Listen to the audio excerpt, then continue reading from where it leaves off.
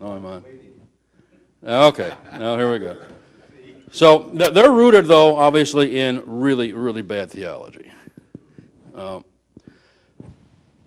They have the classical good versus evil dichotomy. We have the same thing. You know, we believe God is good, Satan is the evil force in the world, and they have the same thing. Of course, to them, the good versus evil dichotomy is the state is good, the state is God. We worship at the altar of the state. We rely on the state for our well-being, and the state is what we want for them. The evil is conservatism, capitalism, fundamentalism, religion, basically. That is to them, that is to Satan. And if you listen to the commentators, they will often call us evil. They refer to us as being evil. In our realm, we have our denominations, our denominational distinctions. We have our Baptists and our Methodists and our Presbyterians and our Free Methodists and different groups. And as I thought about it, it occurred to me these leftists, they also have a denominational distinctions, if you look at it really carefully. And the first denomination would be communism. What are the distinctions of the communist denomination within the left? That is change by violent force, and they think it's necessary. The next one would be socialism. They have, and all of these have sort of the same goal, but their approach is somewhat different. They have a different approach. There's a socialism. They want to change. They want the same end goal, but they want to do the change without force, if possible. We have liberalism. It's another, I think it's fairly distinct. And what they're trying to do is to accomplish change, in their view. They do it through a bunch of different ways, but one of them is they do redefinition. Have you ever noticed how on the left they redefine the language all the time? They're always redefining language, and they use words as weapons to change things. For example, what did the word gay used to mean? What does it mean now? It doesn't mean that anymore. You can't go in for a job interview and say, I'm pretty gay. I'm really happy. It's got a different meaning. So they've changed things. They also use tolerance. We have to be tolerant in order to allow they're going for the same thing. They use political correctness. They shame opponents into changing their way of thinking or keeping quiet. We have this tyranny of the minority. They have made outrage and being offended a full-time profession. Everybody's always offended by something and outraged about something.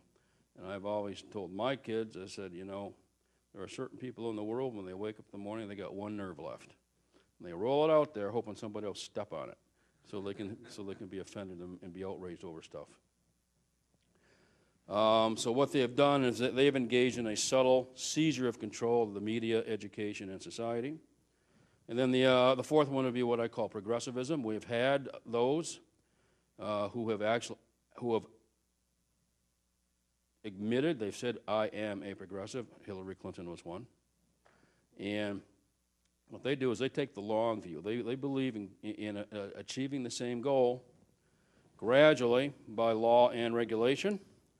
And from their perspective, they will take many generations to get to the goal, but they will take the slow approach, gradually get there, bit by bit by bit by bit. And all of this is antithetical to Christian faith, and one of the objectives is eventually to eradicate religion. In the left, they also do, even though they abhor Christian faith, they have a faith of their own. They have to have a faith of their own. For example, they believe in evolution as a faith. In the face of visible and non-visible evidence, they cling to their faith. Faithful Christians is ultimately heaven, and the punishment is hell. The left also has this rewards and punishment idea. However, they take it a little bit differently. For them, the reward is what they would call heaven on earth, utopia. We are all to share and share alike. Everything must be absolutely, positively equal. And in their view, utopia on earth, basically everybody gets the participation medal all the time.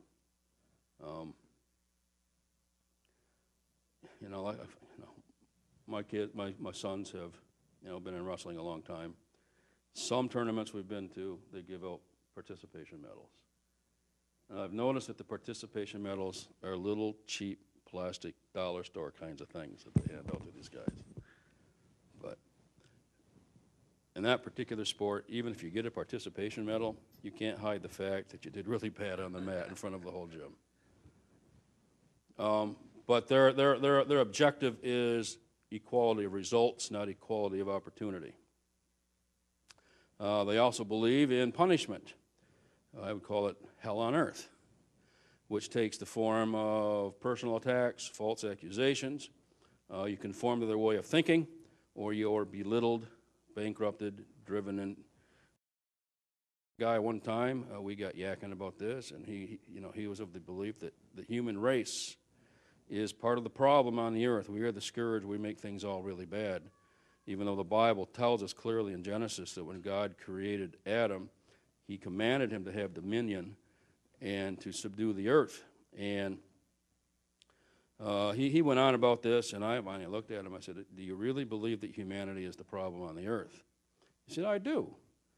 I said, well then, if you really believe that, and people like you really believe that, your solution to the problem is you should go and kill yourself, shouldn't you? I said, if you come back to work tomorrow, then I know you don't really believe it. So he came back to work the next day. He didn't really believe it.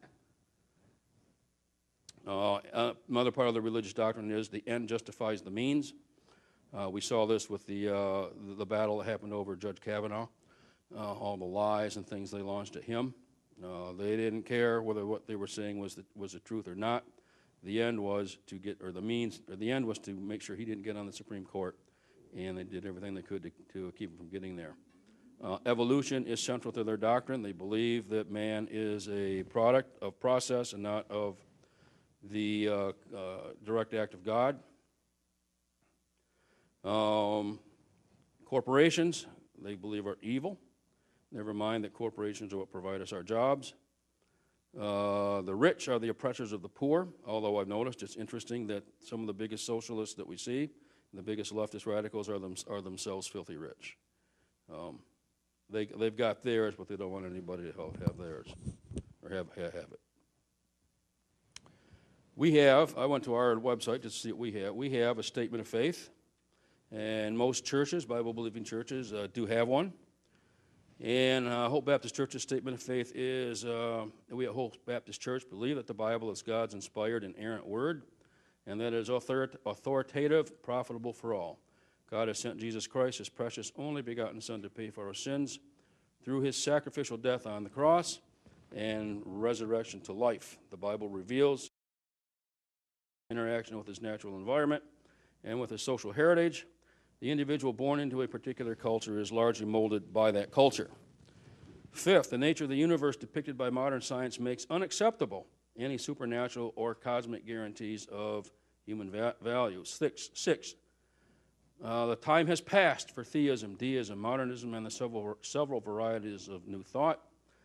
Seventh, the distinction between the sacred and the secular can no longer be maintained. Eighth, the complete realization of human personality to the end of man's life. And we believe in the complete realization of human personality to the end of a man's life, and we seek its development and fulfillment in the here and now. This is the explanation of our social passion. Ninth, in the place of the old attitudes involved in worship and prayer, we find our religious emotions expressed in a heightened sense of personal life and in a cooperative effort to promote social well-being. 10th, there will be no uniquely religious emotions and attitudes of the kind hitherto associated with belief in the supernatural. 11th, man will learn to face the crisis of life in terms of his knowledge and of their naturalness and probability. Reasonable and manly attitudes will be fostered by education and supported by custom. We assume that man will take the path of social mental hygiene and discourage sentimental and unreal hopes and wishful thinking. Again, another slam at faith. Believing that religion must work increasingly for joy in living, we aim to foster the creative in man and to encourage achievements that add to the satisfaction of his life. 13, all associations and institutions exist for the fulfillment of human life. 14th, the existing acquisitive and profit-motivated society has shown itself to be inadequate, and that a radical change in methods, controls, and motives must be instituted. And then finally, we assert that our way will affirm the life rather than deny it, seek to elicit the possibilities of life and not flee from them, endeavor to establish the conditions of a satisfactory life for all, not merely for the few. By this positive moral and intention, we will be guided, and from this perspective, in alignment, the techniques and efforts of man will follow. Anybody recognize where these might come from? These are the basic tenets of the Humanist Manifesto. And you see these on that side of the political spectrum. You see that they adhere to all of these things. They don't say them specifically, but it's in their thinking, and it's why they believe the way they believe, because they adhere to these things. And so, in their system, and again, I'm looking at how they reflect a religious system. They are religious, even though they will tell you they're not. They also have, in their system of things, they have people that they regard to be heretics. And if they had the power to do so, they would destroy the people that they disagree with, but they will do the next best thing. They will destroy their character. For example, I don't like this man. I have nothing good to say about him, but you remember the episode with Kanye West when he had his photo op with President Trump. And they went nuts over that. They excoriated him. They called him all kinds of names. They shamed him and everything else because he was a heretic. He did not believe the way they believed. And so they went after him. Other heretics would be, have you seen any pro-life Democrats lately? There are none.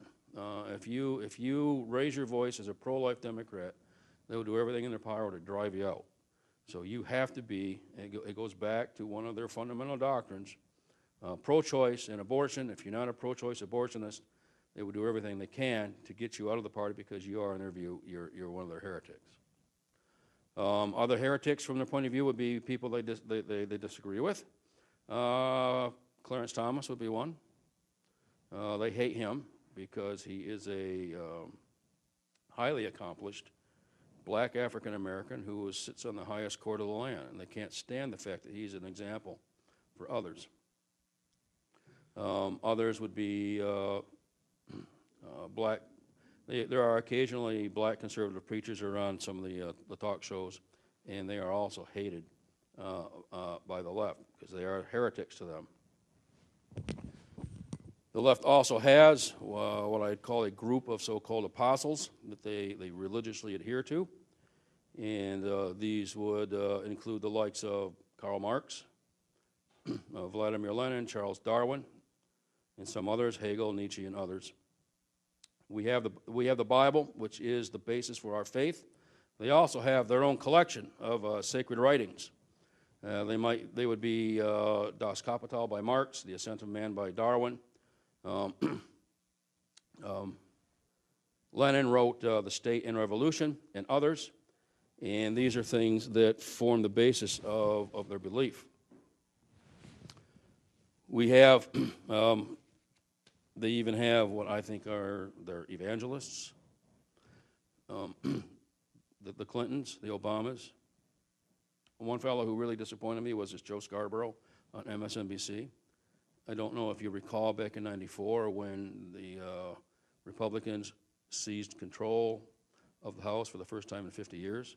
He was one of those that was elected at that time. But now with the stuff he says, he is the poster boy for the rhinos. So what does in their religious fervor, the left does have what I would call their call to worship. Usually it consists of a solemn gathering of the faithful at some designated location. Usually it's Washington, D.C. I also noticed that the leftists, they also have what you might consider to be a bus ministry. At any protest that they have, what do? They bus people in. They make the crowd look big because they bus people in from all over the place. So they do have a bus ministry like a lot of Baptist organizations have. They will also a lot of times have their own religious attire. You can identify an Amish person by the way he dresses, right? You can identify the Mormon missionary when he comes up to your door. He's dressed in a certain way, and he usually comes up on a bicycle. Well, the left they have their own religious attire that they like to wear. Usually it's some sort of a T-shirt, maybe with a slogan on it, and they're all wearing it. Or they'll wear hats designed to look like various aspects of human anatomy. They're all wearing these this is their religious attire when they have these things.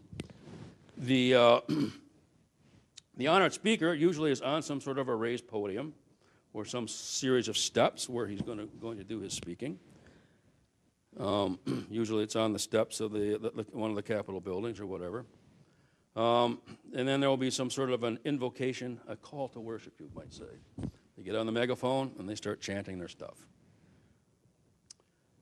Last week we talked about the creed that we would often repeat at Bob Jones University.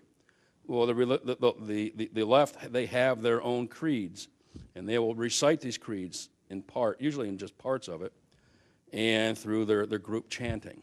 They will chant things, and they'll chant out these creeds. Now, I thought, well, let's go on the internet and see, do they have standard creeds and chants that they give them that they can use at these things? And I found out there are some. They got a few. Here's one. How about God bless abortion? We heard that not very long ago.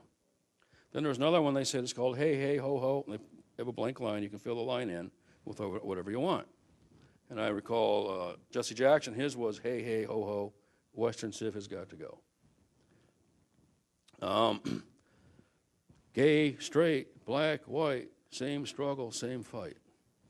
All these kind of things. They're chanting these, and then their service will usually will continue on with a so-called sermon. People like, I don't know, Maxine Waters. She'll get up and sermonize. Al Sharpton, Gloria Allred. We had a lady not recently, her name was Elise Hogue, president of NARAL. She got up and took the stage and preached about her own abortion and what a wonderful thing it was. So, and, huh? No, her parents didn't abort her, no. No, she talked about how she had to have an abortion because it was an inconvenient time to become a parent at the time. Of course, it begs the obvious, well, why did you have sex in the first place? But anyways. And so then, following one of these organizational get-togethers, these worship services, they will have their call to action, what I call maybe an evil commission. And the most recent one was Maxine Waters. When she said, when you find one of these people, you harass them, you make a crowd, you tell them they are not welcome anymore, anywhere. So a call to action. They even have what I would call evil gospel tracts. These are like placards put on the ends of long sticks, and they carry them around so people can see them. They will say religious things, leftist religious things like dump Trump. There was one that had a picture of Trump and Adolf Hitler, and it says, "Who's the fascist of them all?" ICE tortures children. Keep your laws off my body. So they got their little tracts for everybody to see to propagate their beliefs. Then you'll see that these things will usually involve a kind of a religious processional, like you would see in a Catholic church as they up and down. That's what I have for this morning. Any comments on what we've talked about?